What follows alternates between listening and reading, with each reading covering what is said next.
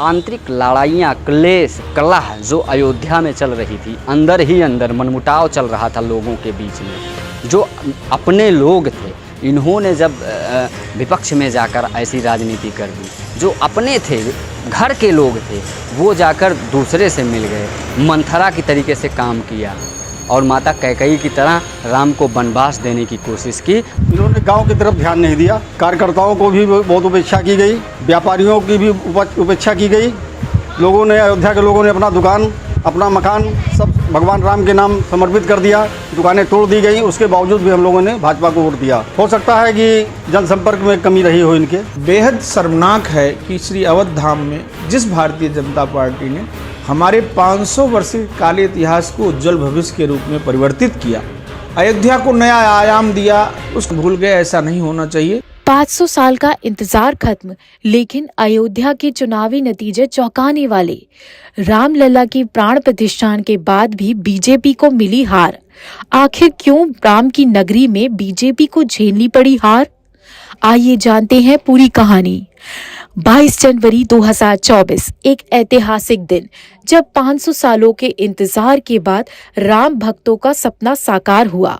अयोध्या में भगवान रामलला की प्राण प्रतिष्ठा हुई और भव्य मंदिर में रामलला विराजमान हुए।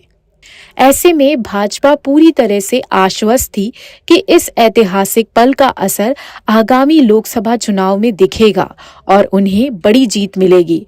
लेकिन नतीजे कुछ और ही कहानी बयां कर रहे थे। रामनगरी अयोध्या की फैजाबाद लोकसभा सीट पर भारतीय जनता पार्टी को समाजवादी पार्टी के हाथों हार का सामना करना पड़ा। हर कोई हैरान है कि आखिर ऐसा क्यों हुआ। चुनाव में भाजपा को हार मिलने के बाद सोशल मीडिया पर यूजर्स अयोध्या वासियों को जमकर कोस रहे थे। मतदाताओं को इस हार का जिम्मेदार ठहराया जा रहा है। इस हार के बाद अयोध्या के साधु संतों और जनता में नाराजगी देखी जा रही है।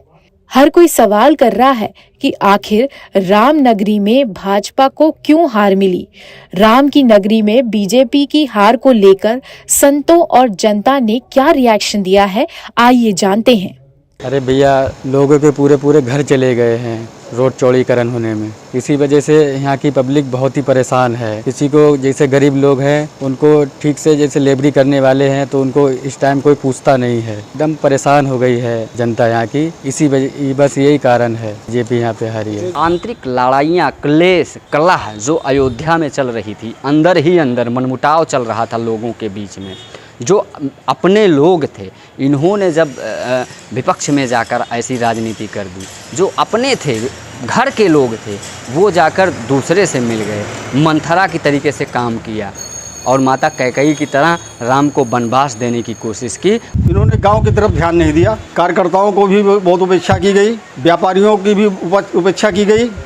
लोगों ने, अयोध्या के लोगों ने अपना दुकान, अपना मकान सब भगवान राम के नाम समर्पित कर दिया। दुकानें तोड़ दी गई। उसके बावजूद भी हम लोगों ने भाजपा को वोट दिया। हो सकता है कि जनसंपर्क में कमी रही हो इनके। बेहद शर्मनाक है कि श्री अवध धाम में जिस भारतीय जनता पार्टी ने हमारे 500 वर्षीय काले इतिहास को उज्जवल भविष्य के रूप में परिवर्तित किया, अयोध्या को नया आयाम दिया, उसको भूल गए। ऐसा नहीं होना चाहिए। कमेंट तो बहुत सारा आ रहा है और लोग यही कह रहे हैं कि जो प्रत्याशी यहाँ के थे लल्लू सिंह जी, जो है उन्हीं की वजह से वो आई है। क्योंकि जब यहाँ पे चौड़ीकरण हुआ, सारा कुछ हुआ, तो उस तरीके से काफ़ी लोग नाराज़ भी हैं और कुछ लोग रो भी रहे थे। उस टाइम कोई भी उनका जायज़ा लेने के लिए नहीं आया। इसी वजह से अयोध्या का मेन हारने का कारण है। इसमें बहुत सारी दिक्कत हुई है। कुछ तो देखिए क्या है, रिक्शे वाले भी दुखी हैं। रिक्शे वालों का क्या है कि रिक्शा जो चलाते हैं 8 बजे के बाद 9 बजे के बाद लोग बैरियर लगा के हर जगह से बंद कर देते हैं।